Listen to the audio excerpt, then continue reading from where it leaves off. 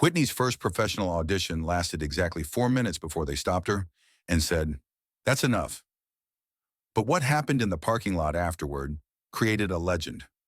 It was March 15th, 1982, and 18-year-old Whitney Houston was sitting in her mother's beat-up Buick in the parking lot of Arista Records in New York City. Her hands were shaking so badly she could barely hold her sheet music. She'd been sitting there for an hour, trying to build up the courage to walk through that door. Whitney had been dreaming about this moment for years. Arista Records was where the magic happened, where R&B legends and pop stars got their start under the guidance of Clive Davis himself. This was Whitney's shot, her chance to prove that all those years of singing in the New Hope Baptist Church choir, all those nights practicing vocal runs until her neighbors complained, all those times people said her voice was special, actually meant something. But Whitney was terrified. She'd never done a real professional audition before. Sure, she'd sung backup for her mother, Sissy Houston, performed in church, and done some modeling. But this was different. This was the music business. And Whitney was just a church girl from Newark with a dream and a voice she wasn't even sure was commercial enough. If this incredible story moves you, make sure to hit that subscribe button and ring the notification bell, because we've got more untold stories about music's greatest legends. Finally, at 2:30 p.m., Whitney forced herself out of the car. She was wearing her best dress, a simple navy blue outfit her mother had bought for special occasions. Her hair was perfectly styled, and she carried herself with the poise that came from years of modeling work. She grabbed her sheet music from the passenger seat and walked toward the building before she could change her mind. Inside Arista Records, Janet Morrison was manning the reception desk.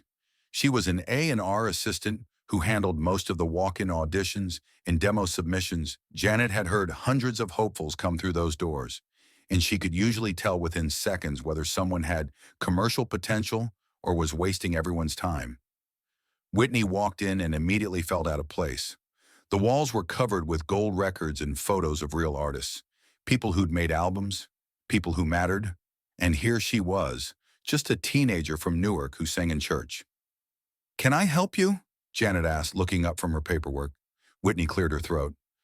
"Yes, ma'am, I have an appointment for an audition. Whitney Houston." Janet checked her schedule. "Right, 2:30. You're here about a development deal possibility." She studied Whitney for a moment. The girl looked nervous but had an undeniable presence, the kind of natural elegance that couldn't be taught. "What kind of music do you sing?" Janet asked. "Gospel, R&B, pop, whatever the song needs," Whitney replied. "I grew up singing in church, but I can adapt to any style." "Who do you sound like?" Whitney hesitated. This was the question that always made her uncomfortable. "I don't really sound like anyone specific. My mother always said I have my own voice." Janet had heard that answer from countless singers who couldn't find their lane, but something about Whitney's confidence mixed with vulnerability caught her attention. "Mr. Stevens is available to hear you. He's one of our senior A&R executives. It costs nothing, but if he likes what he hears, it could lead to a development deal." Whitney's heart raced. This was it, her chance to prove herself in front of a real record industry professional.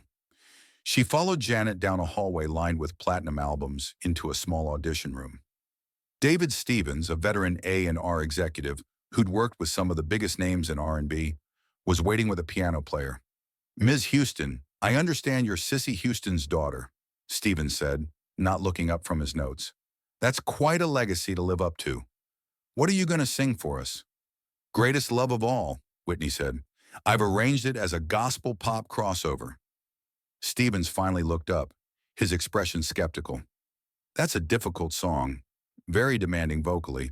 Are you sure you want to attempt something that challenging?" "Yes, sir. It's the song that means the most to me." "All right. When you're ready." The piano player started the introduction, and Whitney began to sing. Her voice came out strong and clear from the first note, filled with the power and emotion she'd learned in church. But something magical happened as she continued. She began incorporating runs and riffs that transformed the familiar melody into something entirely new. Stevens raised an eyebrow. This girl wasn't just singing the song, she was reimagining it, bringing gospel sophistication to pop music in a way he'd rarely heard. Her voice soared through octaves with ease, each note perfectly placed and emotionally authentic. Whitney was deep into the second verse, building toward the song's climactic moment when Stevens suddenly held up his hand. "That's enough." Whitney stopped mid-phrase, her heart plummeting. "That's enough." The words every auditioner dreads hearing. Stevens looked at the piano player, then back at Whitney. "Miss Houston, what exactly are you trying to do here?" "Sir? What kind of artist are you trying to be? Because what I just heard was—" Stevens paused, searching for words. "It's confused. You're mixing gospel and pop like they belong together. You can't do that successfully in today's market." Whitney felt her face flush. "I just sing what feels natural to me, sir." "Well, what feels natural to you isn't commercially viable," Stevens said bluntly. "Pop radio won't play you because you sound too churchy R, and B radio might be hesitant because you're doing too much. All those runs and vocal gymnastics. You're trying to be Aretha Franklin and Barbra Streisand at the same time." Janet started to speak up from the corner where she'd been watching, but Stevens continued his critique. "And that song choice, Greatest Love of All, is a beautiful song, but the way you're singing it is too sophisticated for mainstream audiences. People want hooks they can sing along to, not vocal demonstrations that make them feel inadequate." Whitney stood there holding her sheet music, feeling every word like a physical blow. "My advice," Stevens continued, "pick a lane. Either be a gospel artist and stay in that world, or be a pop singer and simplify your approach. This middle ground you're occupying doesn't exist in the commercial market. There's no audience for it." "Yes, sir," Whitney whispered. "Thank you for your time." "You've got a good voice," Stevens added as she gathered her things. "But good voices are common in this business. What's rare is knowing how to use them commercially. Think about what I've said." Whitney walked out of that audition room, through the lobby, and out to the parking lot. She made it about halfway to her mother's car before the tears started. She sat behind the wheel, crying so hard she could barely breathe, still clutching her sheet music. Everything David Stevens had said echoed in her head. Too churchy for pop, too sophisticated for mainstream. Pick a lane, no audience for it. Whitney had spent years believing her voice was special, that her unique blend of gospel power and pop sensibility was her strength. Her mother had told her she was destined for greatness. Church members had said her voice was a gift from God. But now a real professional had told her the truth. She was too much of everything and not enough of anything specific. Whitney cried in that parking lot for nearly 2 hours, watching the sun begin to set over Manhattan. She watched other hopeful artists come and go from the building, wondering if any of them were being told the same thing she'd heard. Then something shifted. Whitney wiped her eyes and looked at herself in the rearview mirror. She looked terrible, eyes red, makeup smeared, hair disheveled.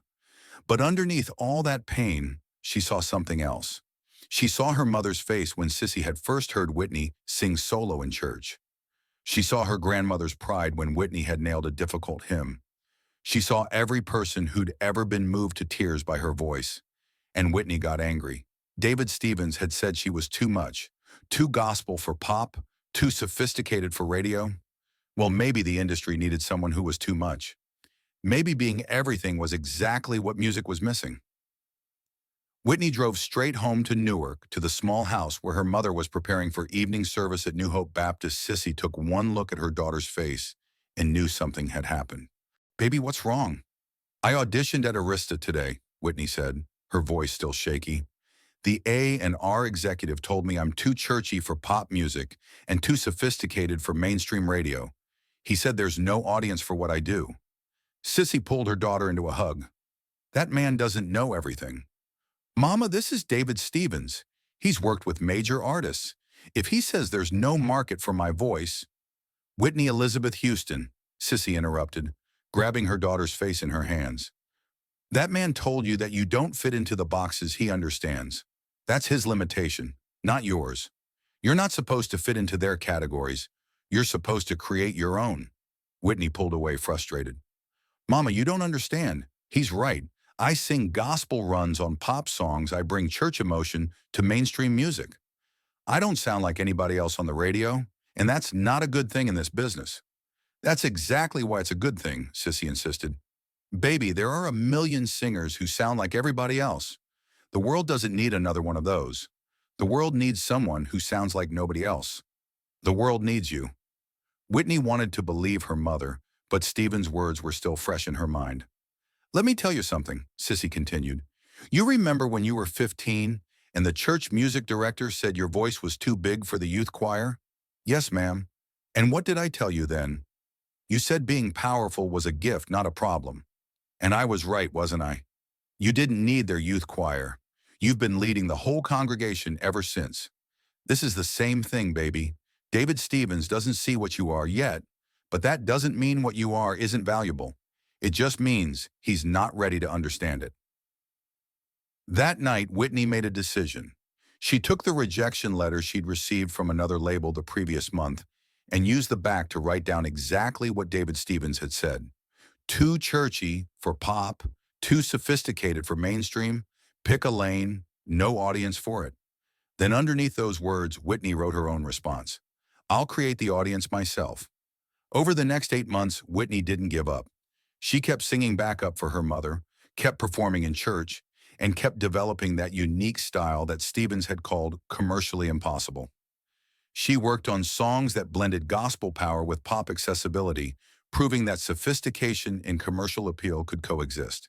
In November 1982, Clive Davis himself heard about Whitney through industry connections. He'd been looking for a young artist who could bridge the gap between R&B authenticity and pop crossover potential. When he heard Whitney's demo, he knew immediately that she was something special. I want to meet this girl, Davis told his staff. Set up a meeting. Whitney walked into Clive Davis's office that December afternoon with her heart pounding. This was the man who discovered and developed some of the biggest names in music history. Whitney, I understand you've been making the rounds, Davis said. I heard you met with David Stevens a few months back. Whitney's stomach dropped. Yes, sir. He told me he thought you were too sophisticated for mainstream success. Too much gospel influence for pop radio. Davis smiled. I completely disagree. I think you're exactly what pop music has been missing. Whitney almost couldn't believe what she was hearing. Sing something for me, Davis said. Something that shows me who you really are as an artist. Whitney chose Greatest Love of All, the same song that had gotten her rejected 8 months earlier. But this time, she wasn't trying to prove anything to anyone. She was simply sharing her gift, letting her natural style shine through without apology or explanation. When she finished, Clive Davis was quiet for a long moment. Then he smiled the smile that had launched 1,000 careers. Whitney, that was extraordinary. That blend of gospel sophistication and pop sensibility, that's not confusion. That's evolution. That's the future of popular music. But Davis didn't stop there. He walked over to his desk and pulled out a contract template. I want to sign you right now. Not to a development deal, not to a maybe someday situation. I want to give you a full recording contract. Whitney's hands started shaking again, but this time with excitement rather than fear. Mr. Davis, are you serious? Dead serious. I've been in this business for over 20 years, and I've rarely heard anything that moved me the way your voice just did. That sophistication Stevens called a problem? That's your superpower. Within weeks, Whitney had signed with Arista Records, with Davis personally overseeing her career development. But the real validation came when her debut album was released in 1985. The critics who had initially questioned her churchy style were silenced when the album spent 14 weeks at #1 on the Billboard. 200's Saving All My Love for You became her first #1 hit, followed by How Will I Know? But it was Greatest Love of All, the very song that had gotten her rejected, that became her signature anthem. The sophisticated vocal arrangement that Stevens had called too much for mainstream audiences proved to be exactly what the public was craving. Radio programmers who had been hesitant about her gospel influences found themselves playing her songs on repeat. Pop stations embraced her, R&B stations claimed her as their own, and even adult contemporary formats couldn't resist her crossover appeal. Whitney had single-handedly created the market that Stevens insisted didn't exist. The album eventually sold over 13 million copies worldwide, making it one of the best-selling debut albums by a female artist in history. More importantly, it proved that audiences were hungry for exactly the kind of sophisticated pop music that industry executives had deemed commercially impossible. Years later, at a music industry event, Whitney encountered David Stevens. He approached her with something between embarrassment and admiration. "Whitney, I owe you an apology," he said. "When you auditioned for me back in '82, I told you to pick a lane, that there was no audience for what you were doing." Whitney smiled and pulled out a small piece of paper from her purse, the same rejection notes she'd written that night after his audition, now carefully preserved in her wallet. "I remember every word you said, Mr. Stevens." Stevens looked at the paper and shook his head. "I was wrong, completely wrong. You weren't too sophisticated for mainstream success. I was too limited in my thinking to see what mainstream success could become." "It's okay," Whitney said. "You taught me something important that day." "What's that?" "That when someone tells you you're too much for their world, maybe it's time to create your own world." Stevens laughed. "And look what you've created. You've changed what pop music can be." Whitney kept that piece of paper for the rest of her career. She'd look at it whenever someone told her to tone down her vocals, to simplify her approach, or to be more like other artists. It reminded her that being told you don't fit isn't rejection. It's information. It tells you that you're onto something new, something the world isn't ready for yet, but desperately needs. David Stevens' rejection in March of 1982 could have ended Whitney's career before it started. Instead, it became the fuel that drove her to prove that sophisticated didn't mean commercial failure, that gospel power could enhance pop music rather than limiting it, and that audiences were smarter and more hungry for authenticity than industry executives believed. The man who told Whitney she was too sophisticated for mainstream success ended up witnessing her become one of the best-selling artists of all time, but only after Whitney refused to believe that being too much was a weakness. Sometimes the best thing that can happen to us is having someone tell us we'll never make it, because that's when we find out what we're really made of. That's when we discover whether we believe in ourselves more than we believe in their limitations. Whitney was told to pick a lane and stay in it. Instead, she built her own highway and invited the whole world to drive on it. She was told there was no audience for sophisticated pop music. Instead, she created that audience and proved that people were hungry for exactly what she had to offer. Her story reminds us that rejection isn't the end of the road. It's just someone else's inability to see where the road is heading. And sometimes the best response to being told you're too different is to go out and prove that different is exactly what the world has been waiting for. If this story of rejection turned into revolution inspired you, make sure to subscribe and share this video. Let us know in the comments if someone ever told you that you didn't fit their vision and what you did about it. Sometimes the greatest success comes from refusing to shrink yourself to fit into someone else's small idea of what's possible. Whitney Houston was told to pick a lane. Instead, she created a whole new highway for artists who refuse to be put in boxes. And that highway is still being traveled today by every artist brave enough to be authentically themselves, regardless of what the industry thinks is commercially viable.